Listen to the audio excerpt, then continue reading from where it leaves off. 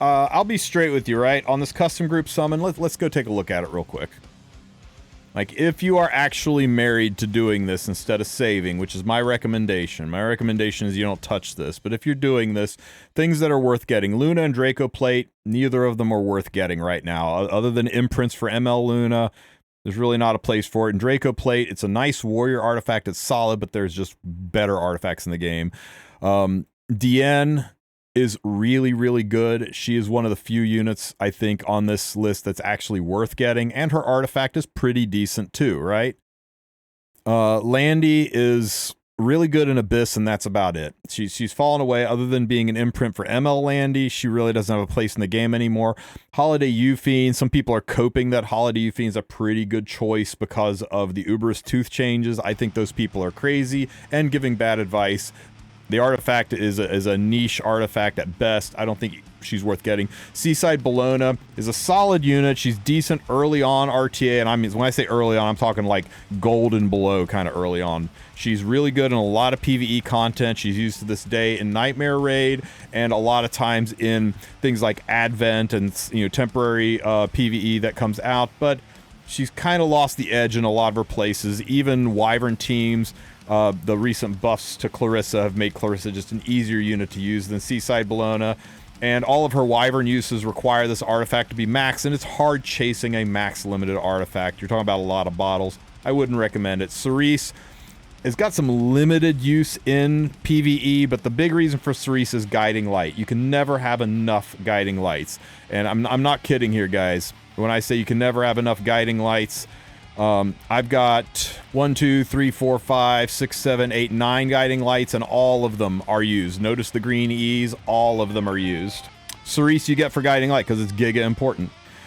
Fairy Tale for a Nightmare is actually a pretty good artifact on a couple of mages, but it's not critical. It's not like you're missing out not having it. It does make a couple of fights better. It's basically Uber's Tooth for mages in a roundabout sort of way. The fixed damage is nice. It's great on Solitaria. It's good on Aria, but it's wholly replaceable, as is Fairy Tale Tenebria. Summertime Assaria is fun for some kind of cleaves. I really like Summertime Assaria being used in conjunction with Zeo and Requiem Rowana. You can do some crazy shit with that, but it requires this artifact to be maxed, and just like chasing Bologna's artifact, chasing a limited artifact to max is rough. If you have Pirate Captain Flan and you're desperate to play her and you love that unit, you need to add this to your banner and get one of these and start bottling it, because Pirate Captain Flan just does not work in her current state without this artifact. She used to be kind of fun, but in a post-Ilanov world, she's not usable, and this artifact is basically only used on Mort for people who don't have extra holy sacks. Ahmed is a lot of fun in Arena, and that's about it. Her artifact is nice in some PvE content, and that's about it. Ocean Breeze Lulika is a lot of fun. Her animation's amazing. She's fallen out of the meta recently, but she is still a very solid unit, and the Hamster artifact is one of the best Soul Weaver artifacts out there. So you could consider adding consider adding Ocean Breeze Lulika to pick up some Soul Constellations, but without it, there are options, right? Soul Constellation, a free-to-play version of this would be Eternus, which will kind of almost do the same thing, sorta. Lethe is kind of a dead unit. She's slightly better she's Dark Corvus with boobs. If you want Dark Corvus with boobs, pick up a Lethe, but she's really hard to use in a modern meta. Her artifact is nice, but again, it's a warrior artifact in a world where there are so many, many good warrior artifacts. Gala Lilius, I think, is probably... I would rate her above Ocean Breeze Lulika in most cases. She's great in PvE, she's good in Guild Wars, she's usable in Arena, and she's solid in RTA. She's so good I built 2 of her. Her artifact is pretty meh, and that's one of the nice things about having her on there, is it's an artifact you don't have to chase. So you're looking for a unit, artifact, unit. And if you pick up one of these artifacts, it's okay. If you pick up this artifact, feels kind of bad, but hey, it's not like it's totally useless. It does have some good spots that it can be used. Biblis's only use is in Nightmare Labyrinth to full auto the queen. It's literally her only use. Blooming Lydica's only use is to look at while you're alone in the room. And now we're out of the limiteds. Now, as far as the non-limiteds go, don't chase any non-limited unit unless you desperately feel like it is screwing up your ability to play this game. Like, you can't do things because you don't have a unit. Instead, look at the artifacts that are on the unit instead. CC's artifact is nothing. Kisei's artifact is useless. Vilder's artifact is okay, but not really that good. Aha! So if you are just chasing artifacts, you can never have enough Elbri. Multiple Elbrus ritual swords. Anybody that has more of these than you, they still want more on top of this. It's one of the best knight artifacts. So if you're just chasing artifacts, you may want to pick up Charlotte just to chase the artifacts. Nobody cares about Ball. Merciless Glutton and Euphem's kind of bad. Aha! Once again, Sigurd's Scythe.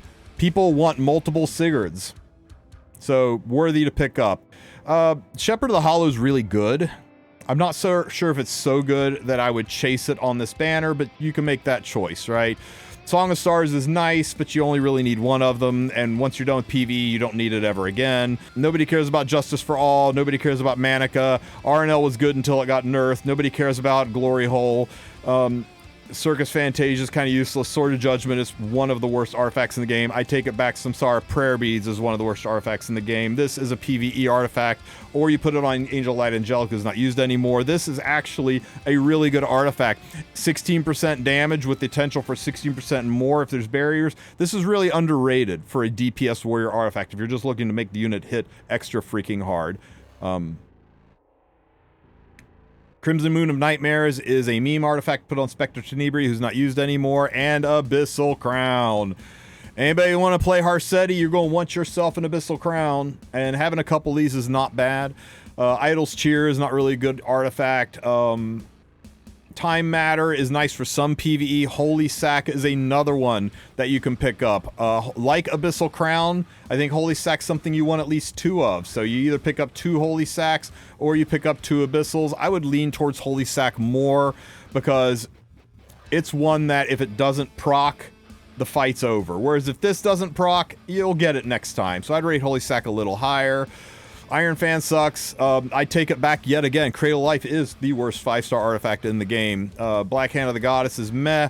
This one looks good, but really it doesn't have that many uses. Border Coin is not good. Dux Noctis is okay, but there are better ranger artifacts. This got nerfed and is pretty useless now. This is really only usable on top model Lulica, and she has better options. Bastion is a nice artifact, but who cares? Who cares about Doctor's Bag? Stella Harpa, hey, if those fake buff goes through, then Stella Harpa might be pog as hell, but Creation and Destruction, I take it back yet again. This is the worst 5-star artifact in the game. Bloody Rose is fun. It's cute that she's, hugging up on the missile. You kind of like that. But again, it's a ranger artifact, and with artifacts like Guiding Light in play, who doesn't want more Guiding Lights? This is nice on Alencia, this is nice on Shu. Neither of those units are used that much anymore or have alternatives. Touch Me Rekos is pretty good, mostly for PvE. Secret Art Storm Sword is really good to piss people off. You run a really fast BBK and you put it on this artifact, then you now know why you aren't getting invited to parties, right? The people who put this artifact on a fast BBK are exactly the kind of people that don't get invited to parties. Ancient Dragon Legacy, meh. This artifact's only good on Senya, who is not good anywhere. This artifact is pretty good on Dark Auden for the 6 of you who like playing Dark Auden. This artifact is pretty nice for generating souls on a handful of ranger units that have extra attacks. Nobody cares about Twilight Calamity. Knowledge Seed is just I want to be a dick in arena artifact.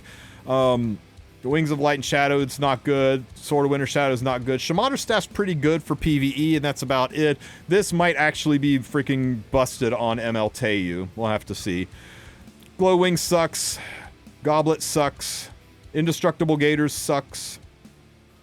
Scroll of Shadows sucks. Spear of Purification, if you want to ruin people's days with ML Para, that's a nice artifact, and that's kind of its only place. Seer of Sadism, cool name, bad artifact. Sacred Tree Branch, bad name, bad artifact. Spatio-temporal Fan, It's got some nice meme usages. You're gonna have to pick a ranger like Sea Phantom Politis, and that'll let you stealth 2 people, but that's about it.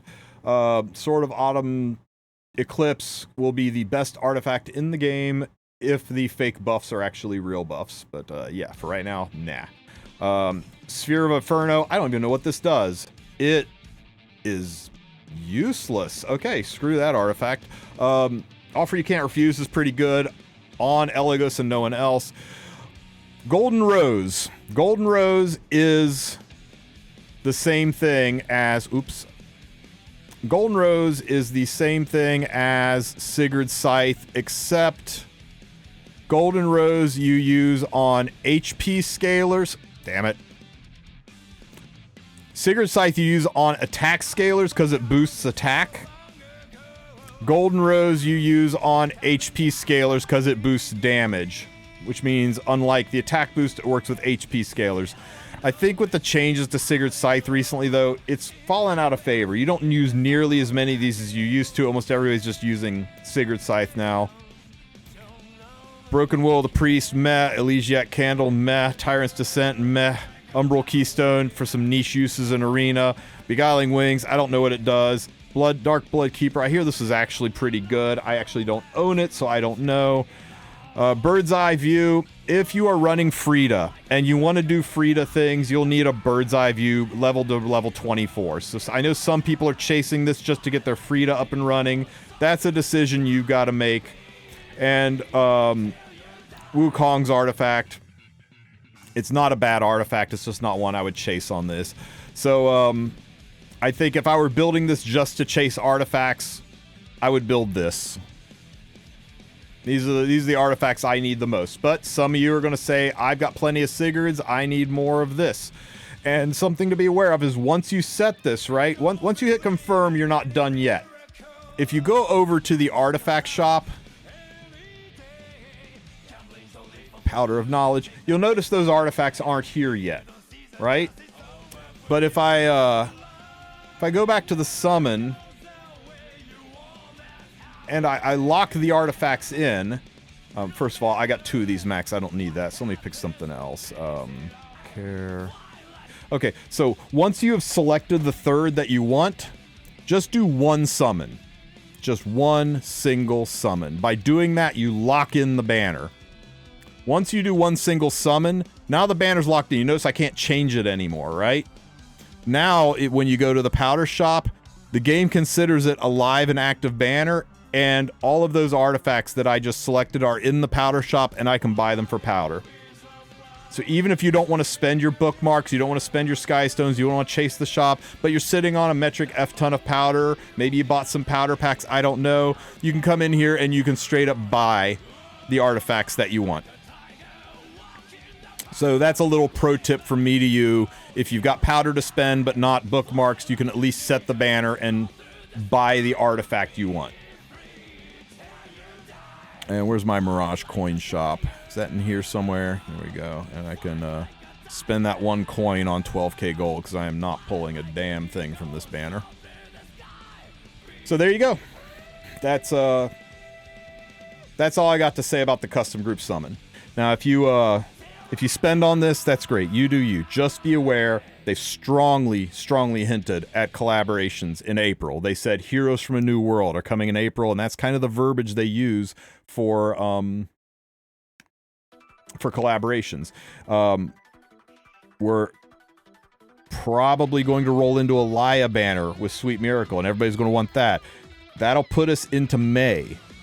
May starts summer, and May to July range, we usually get summer units. We get a summer event. Reruns of the old summer units. You know, if you're looking at the most recent summer units, if you're thinking, man, it sucks that Frida and Ida aren't on this custom group summon, they're going to rerun again, and you're going to get a chance to pull them as long as you aren't out of resources. And then we're going to get new summer units. We always get a brand new summer banner with at least 2 summer units on it.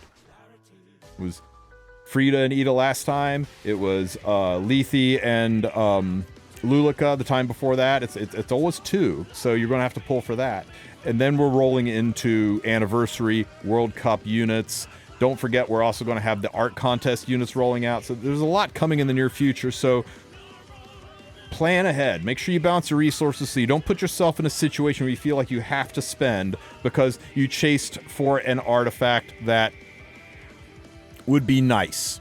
I wanted to make sure that I healed ever so slightly more on Sigurds. I wanted to make sure that my Guiding Light went from a 40% chance to a 42% chance to proc. Yeah, and in doing that, you gave up on other stuff. So that's my caution to you. You guys have to make your own choice on that. That's just my advice.